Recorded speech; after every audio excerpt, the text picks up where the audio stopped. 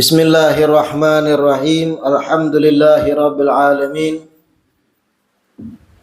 Wassalatu wassalam ala sayyidil mursalin wa imamil muttaqin sayyidina wa maulana Muhammadin wa ala alihi wa sahbihi ajmain. Alhamdulillah, segala puji kembali dan selalu terhatur kehadirat Allah yang masih memanjangkan umur, melimpahkan kesehatan, keafiatan pada kita seberataan, sehingga diperjumpakan lagi di majelis ilmu kita yang mudah-mudahan kegiatan kita ini bujur-bujur membawa kita pada keridhaan Allah dan kebaikan-kebaikan di dunia dan terlebih di akhirat. Amin ya rabbal alamin. Melanjutkan kajian kitab Sabilul Iddikar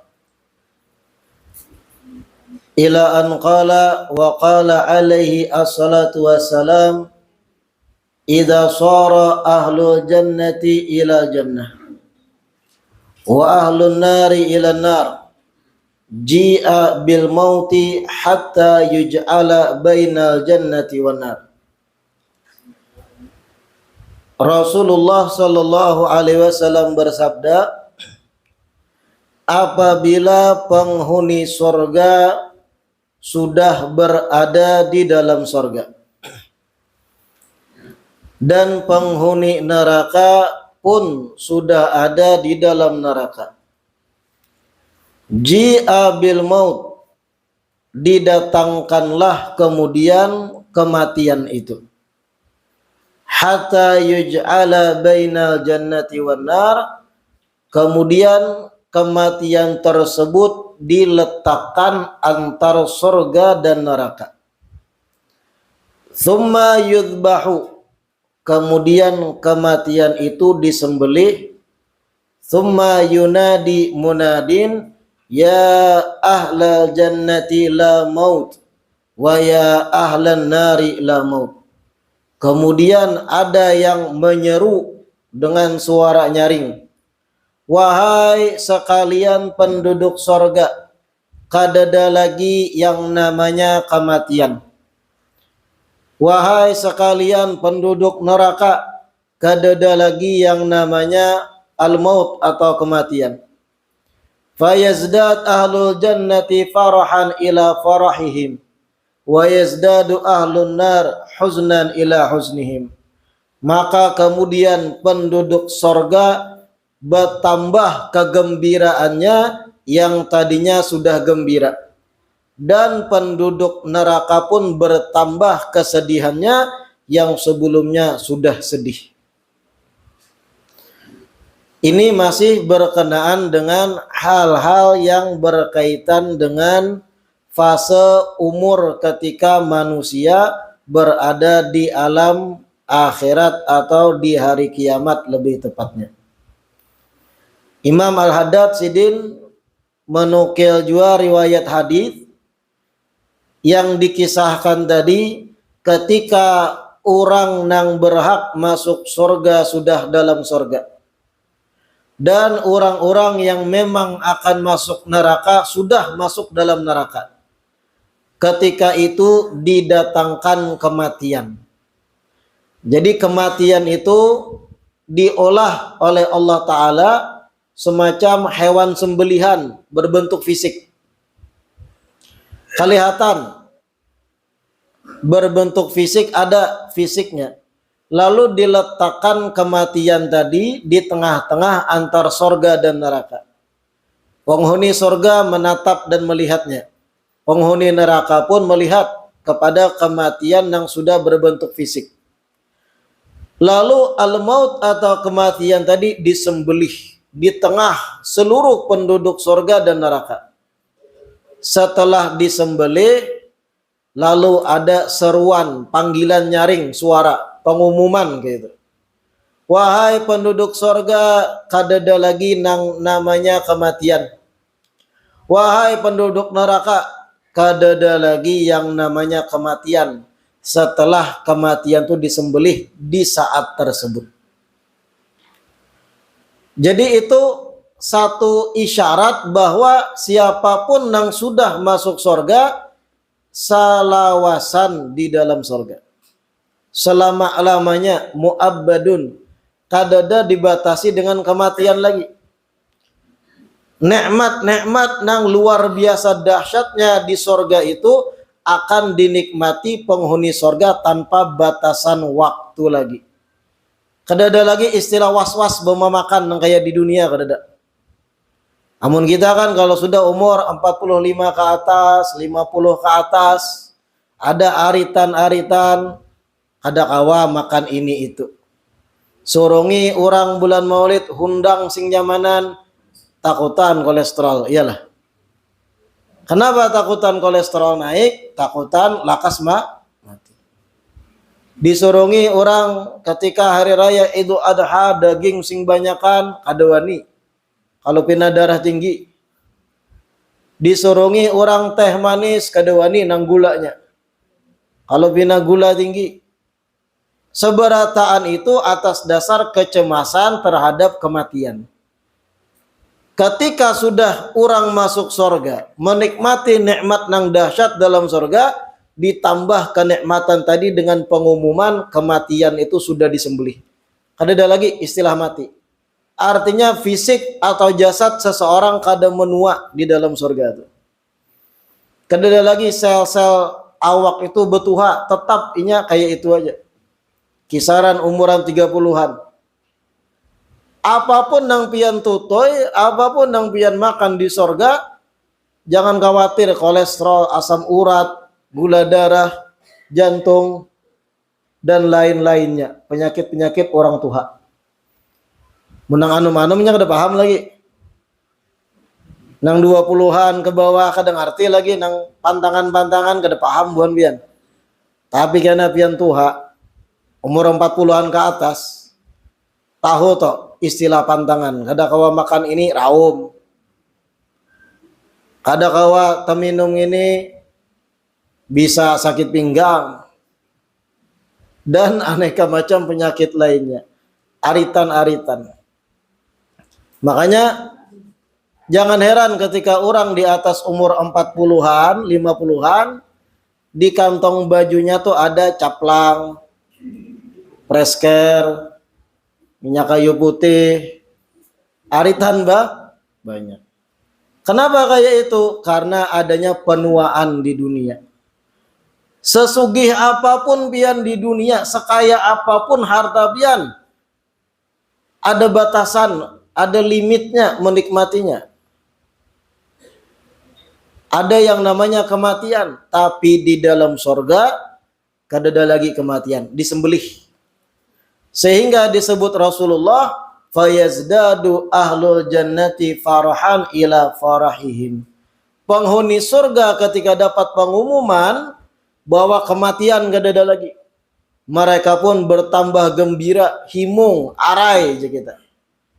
Yang tadinya sudah gembira, senang, sukacita, tambahnya pengumuman kematian kada ada lagi, tambah gembira penghuni surga.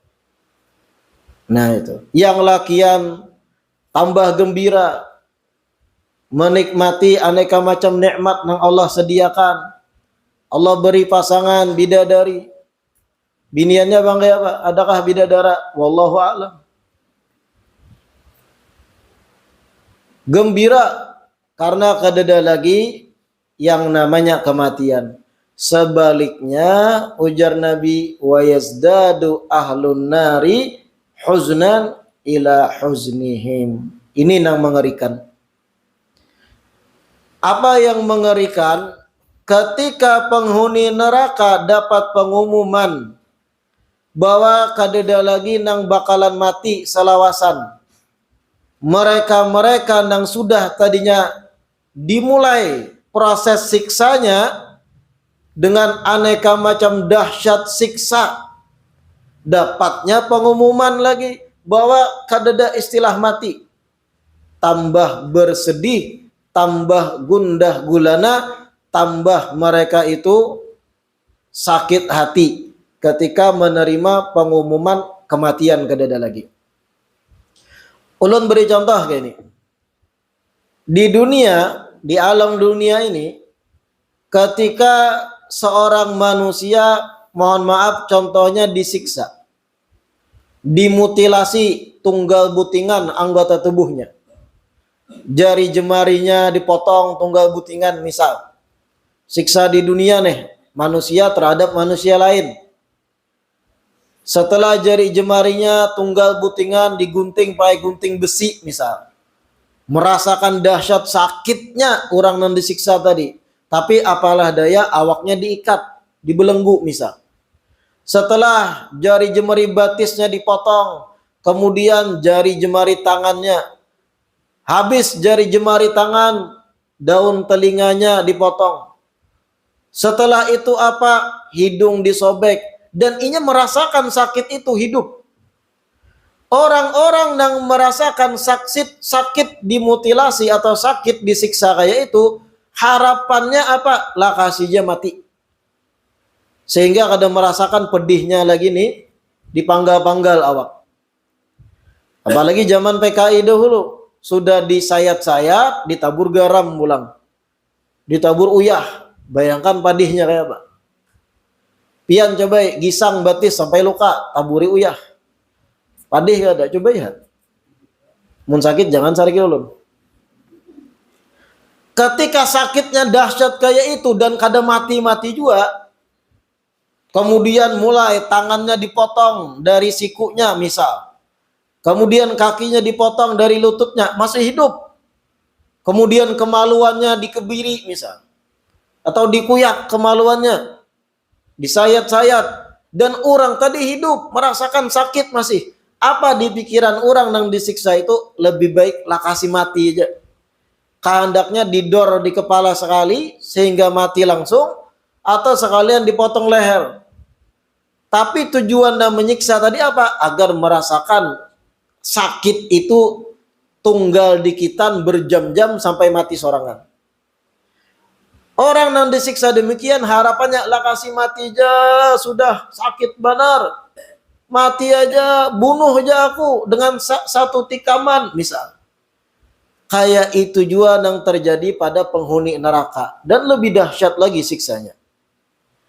Ketika diumumkan pada buahnya, kedada lagi yang namanya kematian. Kada bakal mati, artinya siksa itu akan terus dirasa oleh buahnya dan kada diselesaikan dengan yang namanya al-maut. Disitulah penghuni neraka bertambah kesedihannya di atas kesedihan yang sudah ada. Na'udzubillah tsumma na'udzubillah min dzalik. Dan ingat, momen ketika kematian disembelih ini, ulun, pian, dan seberataan di sini akan melalui proses itu. Entah berposisikan sebagai ahlul jannah, penghuni surga, atau na'udzubillah tsumma na'udzubillah berposisikan sebagian daripada penghuni neraka. Na'udzubillah min dzalik. Kita beratan akan menyaksikan apa yang dikisahkan Nabi ini. Didatangkan kematian berbentuk fisik lalu disembelih, lalu diumumkan setelahnya, ya ahla jannati la maut, ya ahlan nar la maut, la ilaha illallah.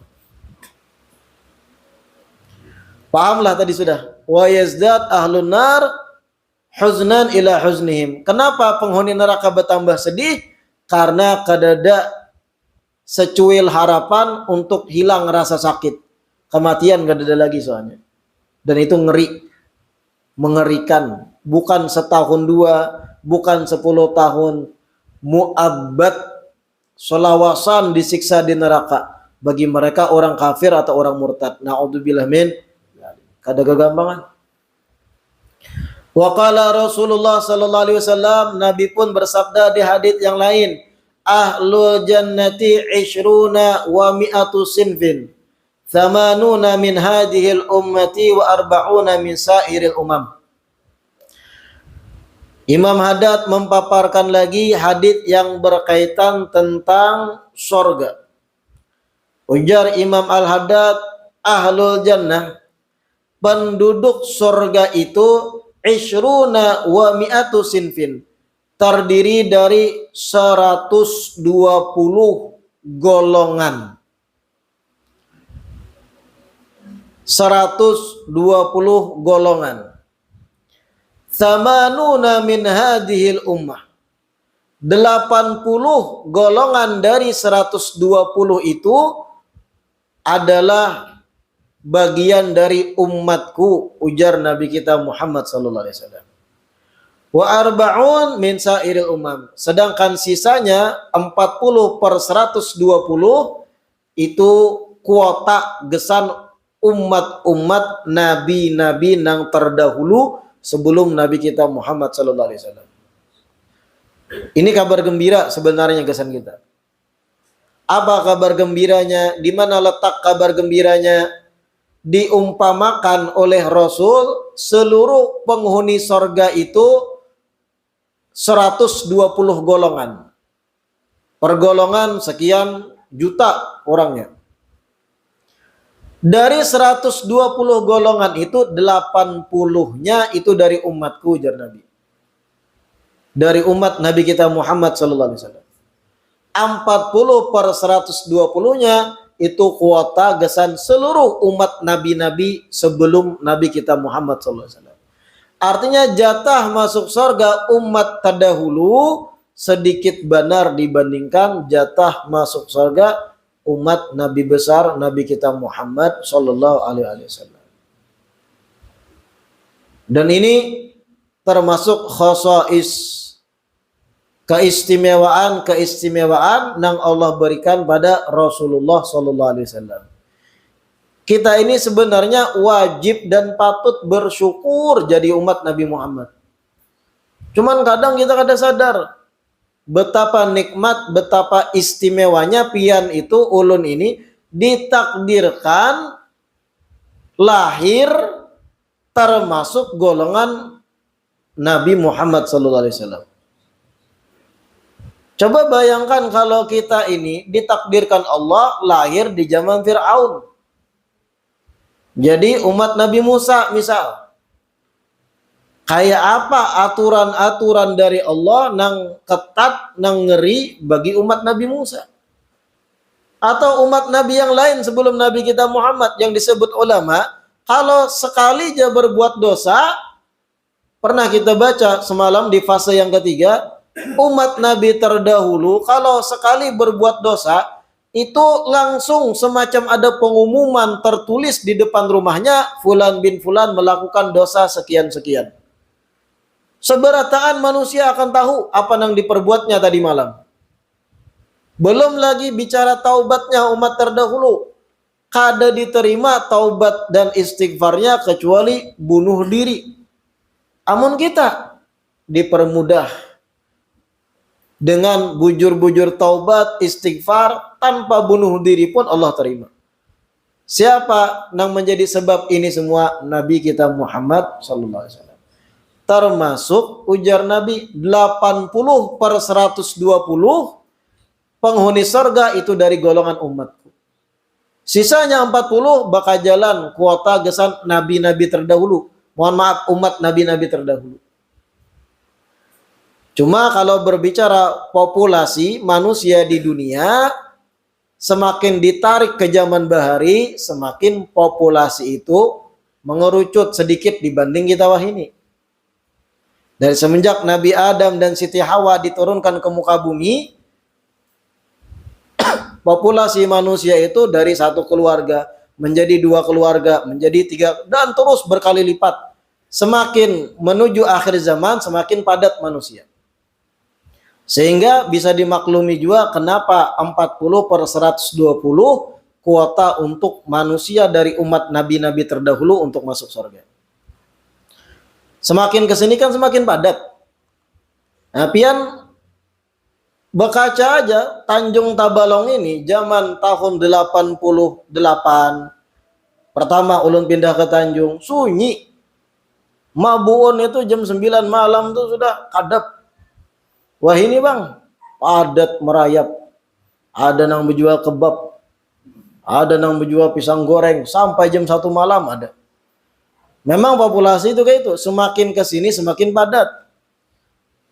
Ada yang sekali kawin beranak 5, Anak yang 5 masing-masing kawin, beranak masing-masing 4. Jadi terus memadat, berbanyak. Belum lagi nang bininya 2, 3, masing-masing bini beranak 10, misal. Pada intinya hadits ini kabar gembira 80/120 itu dari umat Nabi Muhammad SAW, penghuni surga. Wa qala alaihi assalatu wassalam lam arakal jannati nama talibuha walakan nari nama haribuha.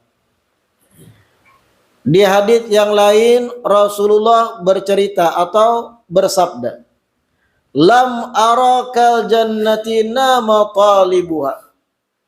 Aku tidak melihat seperti sorga itu yang mana orang yang menuntut atau mengincar untuk masuk ke dalamnya sampai terguring. Aku tidak melihat seperti sorga itu ada nang orang kepengen masuk ke dalamnya tapi guring. Paham lah yang maksudnya? Sorga dan isinya tuh luar biasa. Diceritakan dalam Al-Quran, diceritakan dalam hadits-hadits, sifat-sifat sorga itu bagaimana luar biasa. Nikmat nang tak kunjung henti dan kada bahabisan. Belum hurul ain, bidadari nang luar biasa. Ada nang sawat taguring jar Nabi. Kada behimat menggawi ibadah demi bisa masuk sorga. Itu keterlaluan maksud Nabi. Maksud taguring di sini artinya sudah mendengar bagaimana dahsyatnya sorga dan isi-isinya, tapi tetap malas-malasan kada mau berbuat amal soleh untuk mengejar sorga. Keterlaluan manusia kayak itu. Kadusa jauh-jauh berbicara sorga, ibu-ibu nih. Ibu-ibu kan lebih ahli daripada bapak-bapak dalam bertukar, iyalah. Kada kawa terdengar diskon sedikit, lalu kajal aja pasar. Ya kada abahnya. Kita lakian kan simpel batu tukar. Kalau binian kalau sudah mendengar ada diskon berebut. Ketika ada pengumuman, contoh toko baju aja. Baju nang normalnya harga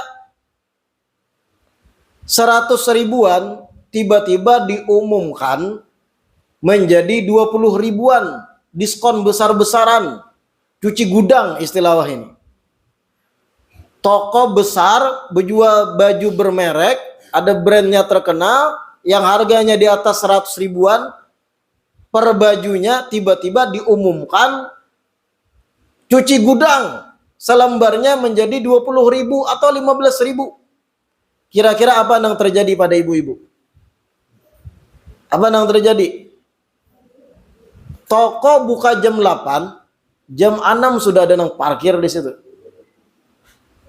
Kenapa? Mengambil kesempatan untuk dapat diskon besar-besaran. Nah itu perumpamaan toko di dunia, harta duniawi.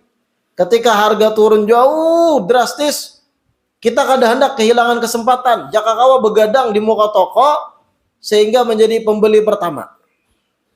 Nah ini jar Nabi.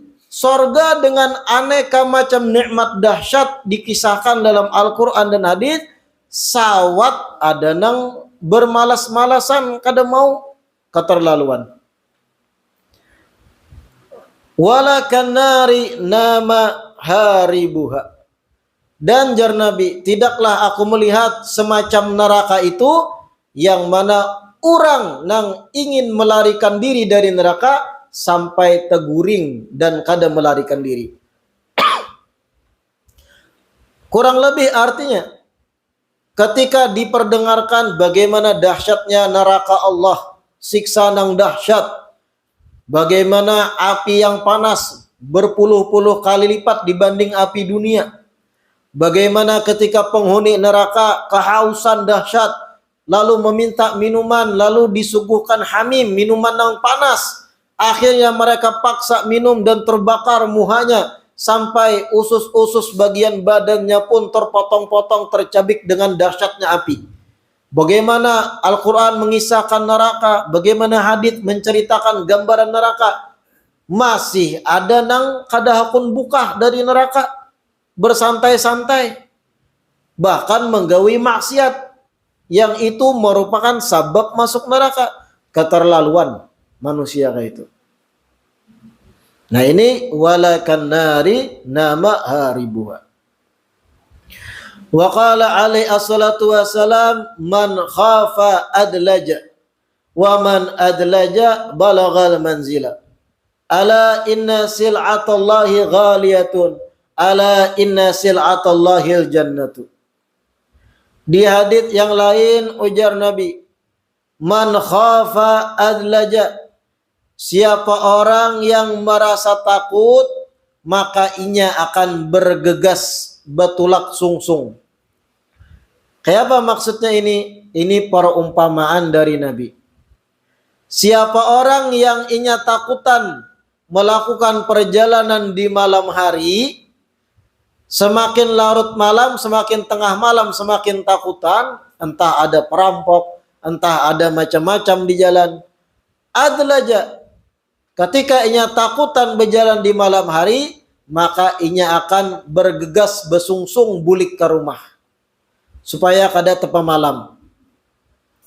Waman adlaja, dan siapa orang nang bergegas bulik, balagal manzil, maka inya akan sampai ke rumah.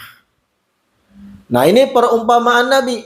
Siapa orang yang takutan neraka, maka inya akan bergegas beramal soleh.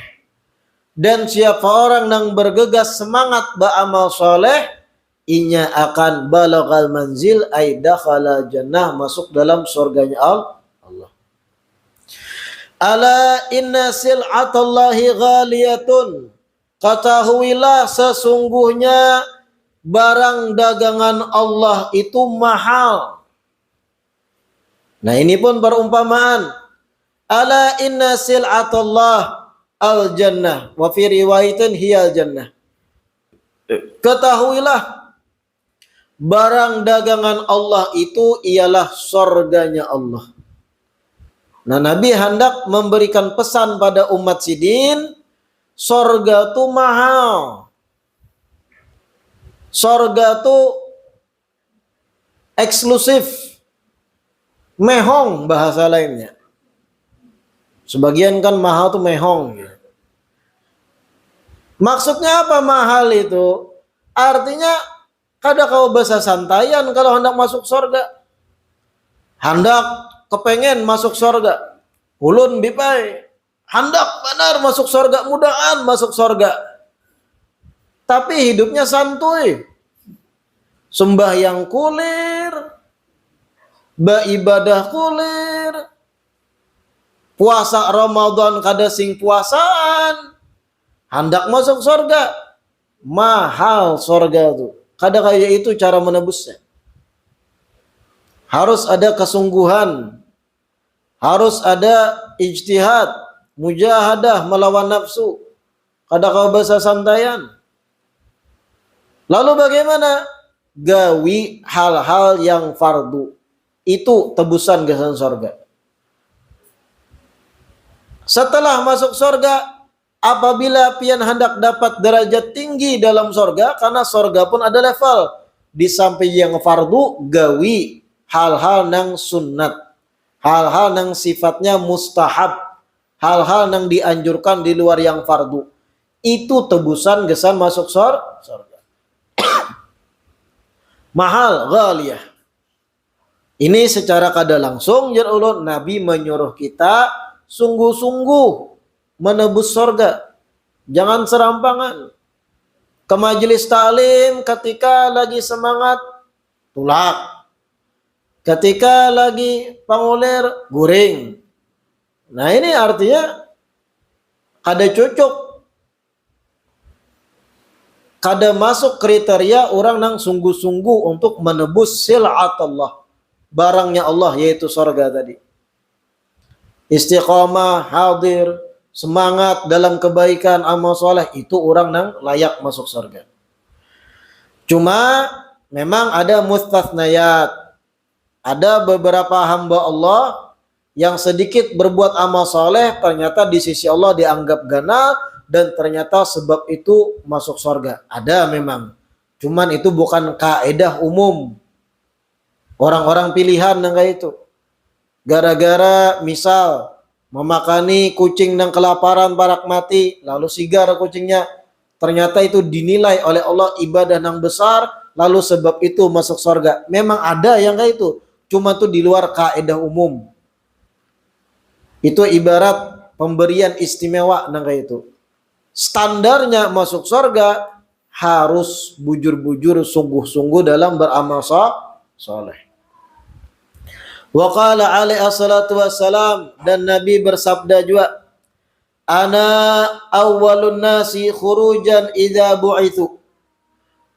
Aku adalah orang yang pertama kali keluar dari kubur ketika manusia dibangkitkan.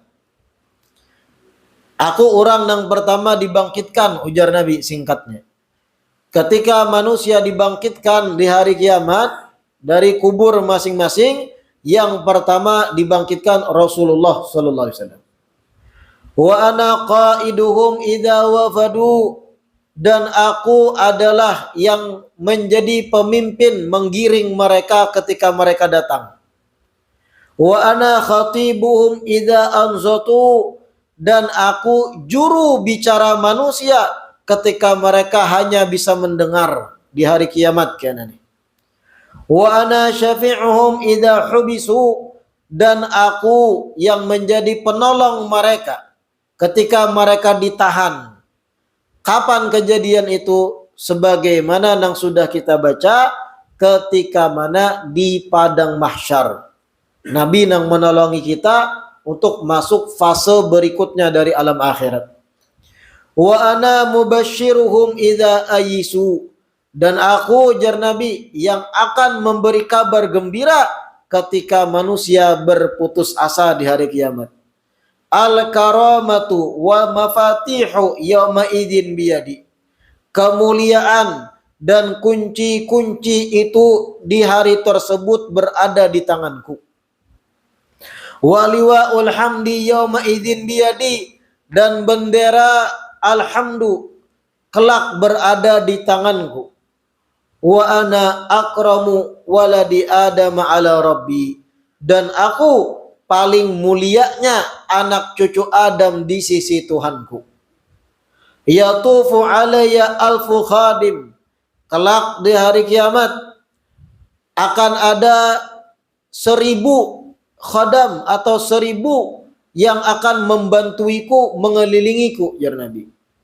Ka'annahum baydun maknun, mereka khadam tadi yang berjumlah ribuan bagaikan cahaya-cahaya yang meliputi.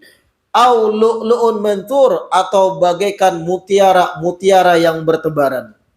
Artinya Nabi di hari kiamat kena Rasulullah itu akan dikawal oleh ribuan khadim beliau, entah dari malaikat atau dari ciptaan-ciptaan Allah lainnya.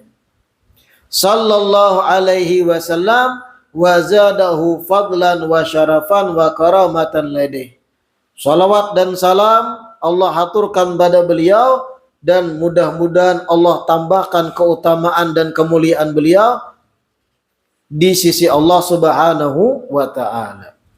Nah, ini selesai kita membaca fase umur yang keempat dari kitab Sabilul Iddikar.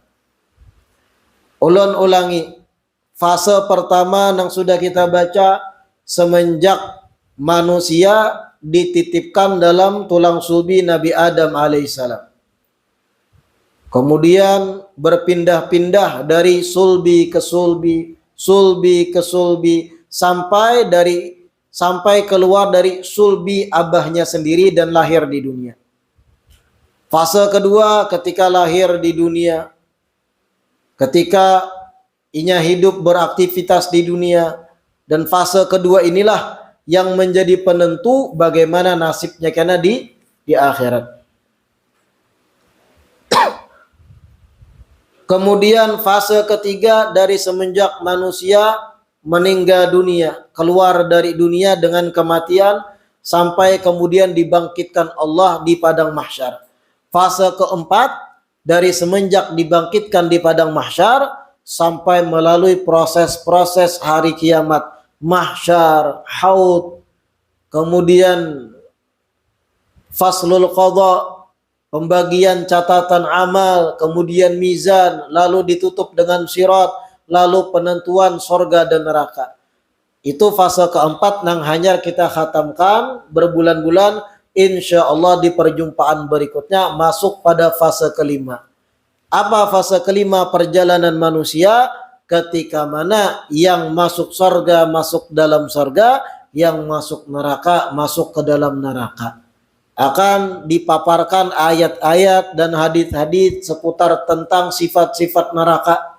Akan dipaparkan ayat-ayat dan hadits seputar tentang nikmat-nikmat sorgawi. Insya Allah kita kaji di perjumpaan-perjumpaan berikutnya. Mudah-mudahan Allah Subhanahu wa taala berikan kemanfaatan dari apa yang kita pelajari. Mudah-mudahan seberataan diberikan taufik dan kemudahan untuk bisa memanfaatkan bujur-bujur sisa umur agar layak dikatakan orang-orang yang mengejar surganya Allah Subhanahu wa taala. Amin ya rabbal alamin. Kita doakan tamu kita juga, kita kedatangan tamu malam hari ini yaitu Habib Nagib Al-Haddad, beliau dari Bekasi dalam rangka kunjungan dakwah ke Kabupaten Tabalong. Mudah-mudahan beliau dipanjangkan umur, disehatkan badan, kemudian dipermudah langkah-langkah beliau dalam menyebarkan syiar agama Nabi kita Muhammad sallallahu alaihi wasallam. Amin ya rabbal alamin.